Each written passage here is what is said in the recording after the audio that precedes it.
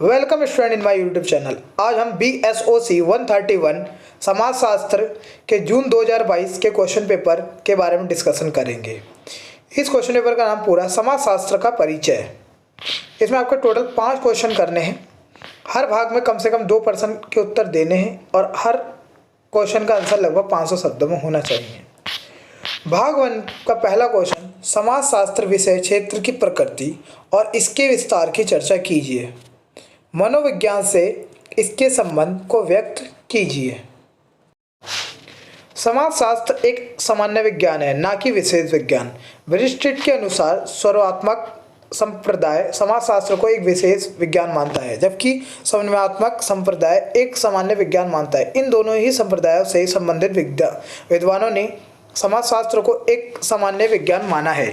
इन विद्वानों के विचार से समाजशास्त्र में उन घटनाओं के अध्ययन पर जोर दिया जाता है जो सभी मानवीय इसे अतः क्रियाओं में सामान्य हैं। ऐसी सभी सामान्य घटनाओं का अध्ययन करने के कारण ही समाजशास्त्र को एक सामान्य विज्ञान माना गया है। दूसरा पॉइंट, समाजशास्त्र एक सामाजिक विज्ञान है, ना कि प्रकृति विज्ञान।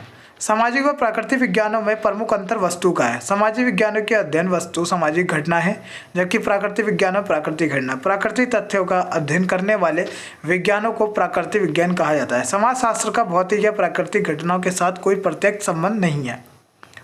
यह केवल इन घटनाओं से सामाजिक जीवन पर पड़ने वाले प्रभाव का अध्ययन अवश्य करता है, क्योंकि समाजशास्त्र मूल रूप से प्राकृतिक तथ्यों का नहीं बल्कि सामाजिक घटनाओं, सामाजिक समूह, सामाजिक प्रक्रियाओं, सामाजिक संबंधों और सामाजिक समस्याओं का अध्ययन करता है। इसलिए ये एक सामाजिक विज्ञान है। समाजशास्त्र और प्राकृतिक विज्ञान में अध्ययन वस्तु की दृष्टि से अंतर अवश्य पाया जाता है, परंतु पद्धति की दृष्टि से नहीं। समाजशास्त्र एक विशुद्ध विज्ञान है, ना कि व्यवहारिक विज्ञान। समाजशास्त्र की वैज्ञानिक प्रकृति इस बात से और अधिक स्पष्ट की जाती है, यह एक विशुद्ध विज्ञान है, ना कि व्यवहारिक विज्ञान। समाजशास्त्र के अंतर विशुद्ध विज्ञान के रूप में समाजशास्त्री का कार्य समाज से संबंधित ज्ञान के क्रमबद्ध संकलन से है।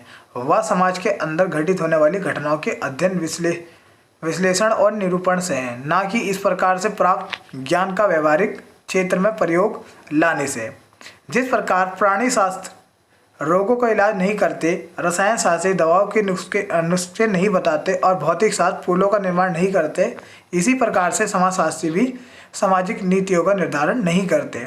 एक समाजशास्त्री का कार्य तो सामाजिक तथ्यों का ज्ञान संकलित करना और सिद्धांत बनाना है। जिस प्रकार इंजीनियर विज्ञान, भौतिक शास्त्र के और चिकित्सा शास्त्र जीवन विज्ञान के संग्रहित ज्ञान एवं सिद्धांतों को व्यावहारिक रूप में प्रयुक्त करने का काम असामाजिक कार्य एवं अन्य सामाजिक विज्ञानों के द्वारा किया जाता है। इसलिए उपरोक्त के आधार पर स्पष्ट होता है कि समाजशास्त्र एक विशुद्ध विज्ञान है, ना कि व्यवहारिक विज्ञान।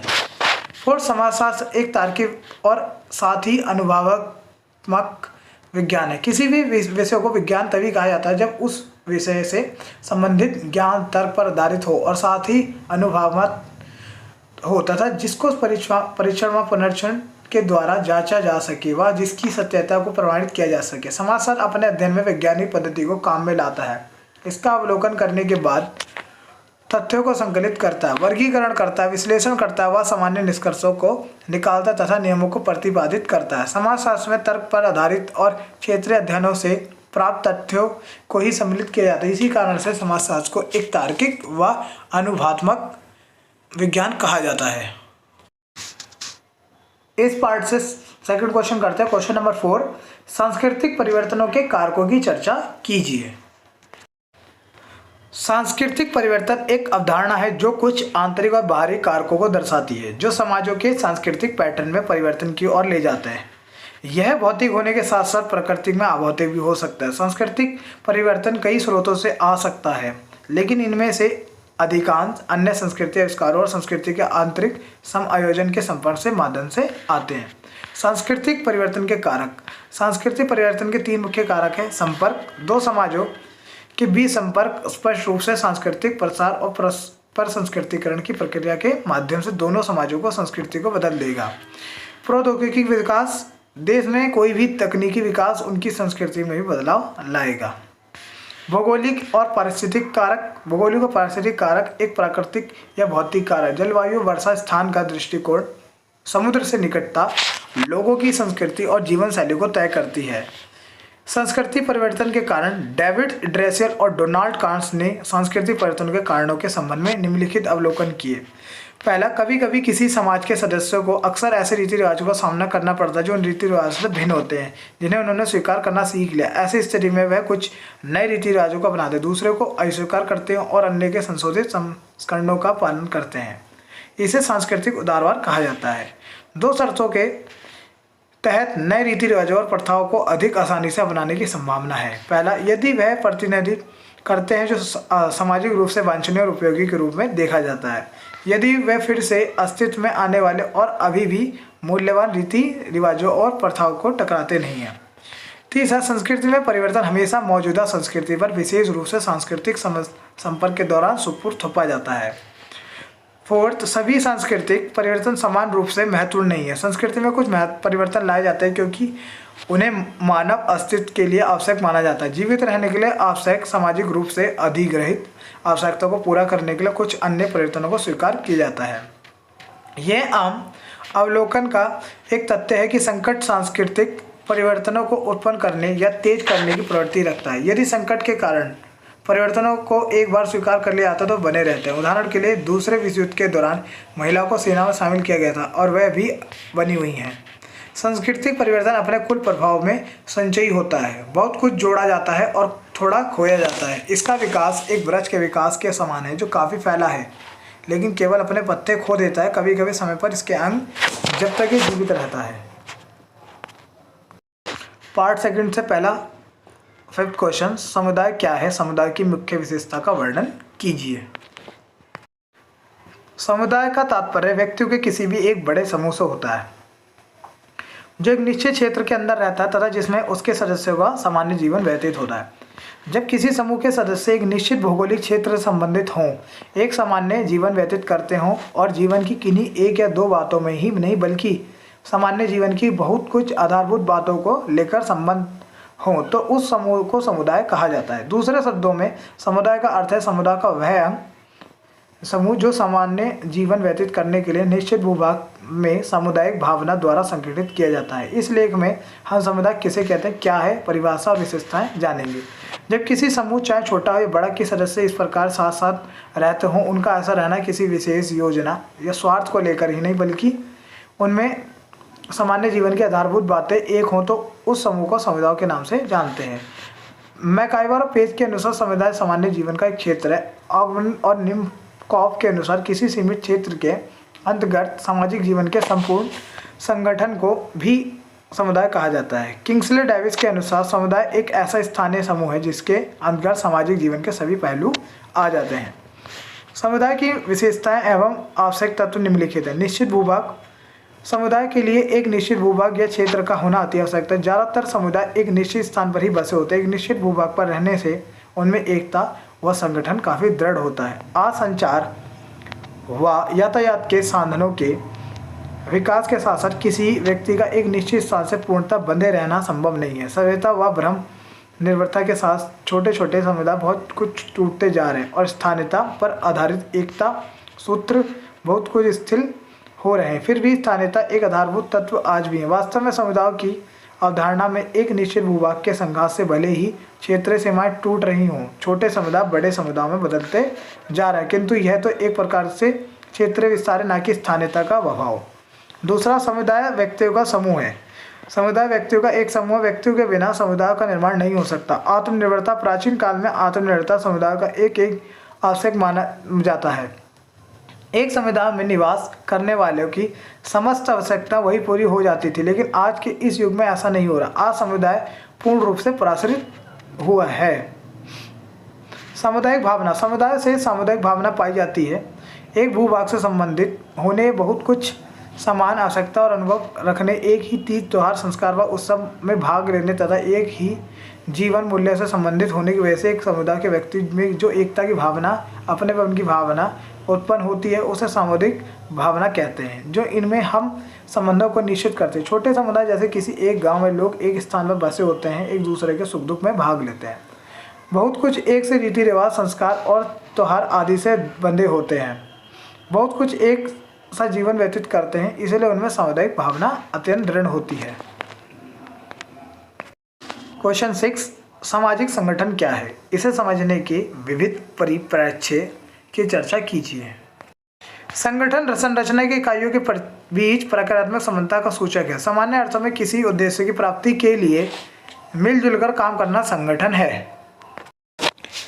हम अपने चारों ओर संगठन की गतिविधियों को देखकर ये भली भांति समझ सकते हैं कि संगठन कैसे तैयार होता है तथा संगठन की प्रक्रिया किस तरह कार्य करती है। कतिपय उदाहरणों से यह बात स्पष्ट हो जाती है कि जैसे मधुमक्खी का संगठन, इस संगठन को ध्यान से देखिए तो स्पष्ट होता है कि उसमें एक रानी मक्खी होती है और अन्य मक्खियाँ अपना अपना कार्य करती है। यदि हम खेल के मैदान में देखें तो क्रिकेट टीम में गेंदबाज, बल्लेबाज, मैदान में दौड़कर गेंद उठाने वाले खिलाड़ी, विकेट कीपर, यह सब मिलकर अलग अलग कार्य करें, लेकिन सबका लक्ष्य समान होता है। इसी तरह किसी कार्यालय या संस्थान के प्रबंधन को देखें तो ये समझ सकेंगे कार्यालय में किस तरह अलग अलग स्तर में बटे कर्मचारी विभिन्न कार्यों को संपादित करके संस्थान के लक्ष्य को पूरा कर रहे हैं।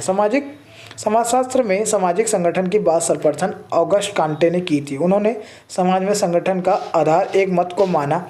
आज के इस लेख में हम सामाजिक संगठन के अर्थ और परिभाषा के बारे में चर्चा करेंगे। एमाइल दुर्खिम ने नैतिकता और मूल्यमतिकता को सामाजिक संगठन का आधार माना है। संगठन संरचना की इकाइयों के बीच प्रकारात्मक संबद्धता को सूचक है।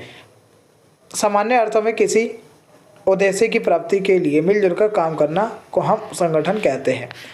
समाज का निर्माण करने वाली विभिन्न इकाइयों में पाए जाने वाले प्रक्रियात्मक संबंध के आधार पर होता है। समाज में इन इकाइयों की अपनी एक निश्चित स्थिति होती है।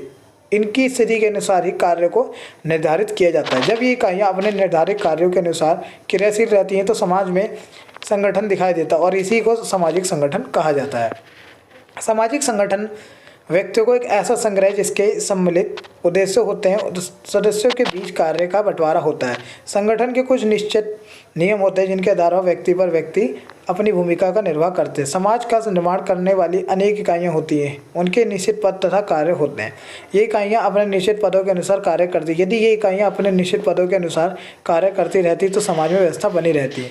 सामाजिक संरचना का अभिप्राय समाज की इकाइयों की कर्मठता से है, जबकि सामाजिक संगठन इकाइयों से प्रकारात्मक संतुलन की स्थिति का घोतक है। जेपी सिंह के शब्दों में सामाजिक संगठन एक ऐसी स्थिति है जिसमें किसी समाज का विभिन्न अंग अर्थात संस्थाएं, समूह तथा समितियां अपनी स्वीकृति और निर्धारित उद्देश्यों के अनुसार कार्य करती है। सामाजिक संगठन की प्रक्रिया में समाज की इकाइयाँ निश्चित उद्देश्यों को प्राप्त करने के लिए उन्मुक्त है।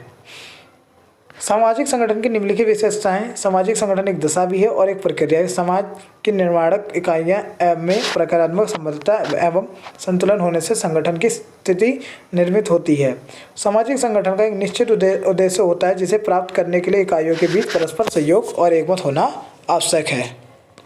सामाजिक व्यवस्था का संतुलन रूप सामाजिक संगठन कहलाता है। सामाजिक संगठन का निर्माण करने वाली विभिन्न इकाइयों में प्रक्रियात्मक संबंध होता है। इसी संबंध के फलस्वरूप इन सभी इकाइयों में एकता बनी रहती है। सामाजिक संगठन एक परिवर्तनशील धारणा है। सामाजिक संगठन में अनुकूलन का गुण पाया जाता है। नेक्स्ट क्वेश्चन, परिस्थिति की संकल्पना का वर्णन उचित उदाहरण देते हुए कीजिए। परिस्थिति या स्थिति व्यक्ति के समूह या समाज में स्थान को प्रकट करती है। समाज में अनेक स्थितियां होती हैं जिन्हें व्यक्ति पा सकता है। पति, पिता, पुत्र, शिक्षक, छात्र, क्रिकेट खिलाड़ी, पत्नी, पति, पुलिस अधिकारी, मंत्री, वकील, जज, कैदी आदि। इस प्रकार एक व्यक्ति समाज में अनेक स्थितियां पर आरूढ़ हो सकता है। परिस्थिति या स्थिति का अर्थ एक समय विशेष में किसी विशेष स्थान में किसी विशेष व्यवस्था के अंदर जो व्यक्ति को एक स्थान मिला होता है वह उसकी स्थिति या परिस्थिति या पद है। मैकआवर और पेज के अनुसार परिस्थिति या स्थिति व्यक्ति का समाज में स्थान है जिस पर होने से इस बात के अलावा कि उसमें क्या गुण है और वह समाज की क्या सेवा करता है, उसे समाज में किस अंश तक सम्मान, प्रतिष्ठा और प्रभाव प्राप्त होता है। उदाहरण के लिए पति यदि निठल्ला, मूर्ख और व्यभिचारी है तो भी परंपरात्मक भारतीय परिवारों में उसकी स्थिति पत्नी से अच्छी ही रहती है। इसी प्रकार किसी जिला प्रशासनिक अधिकारी में निर्णय लेने की क्षमता, दृढ़ता का अभाव, जन कल्याण कार्यों के प्रति अरुचि तथा कार्य के प्रति लगन और निष्ठा के अभाव के बावजूद भी एक विशेष स्थिति पर आरूढ़ होने की वजह से उसे समाज में एक अंश तक सम्मान, प्रतिष्ठा मिलती और वह दूसरा प्रभाव रखता है। परिस्थिति की निम्नलिखित विशेषताएं। स्थिति का स्थानांतरण, संस्कृति मूल्य द्वारा निर्धारण, सापेक्षिक अवधारणा, परिस्थिति की विविधता। परिस्थिति निम्न दो प्रकार की होती हैं, प्रदत्त स्थिति या जन्मजात स्थिति।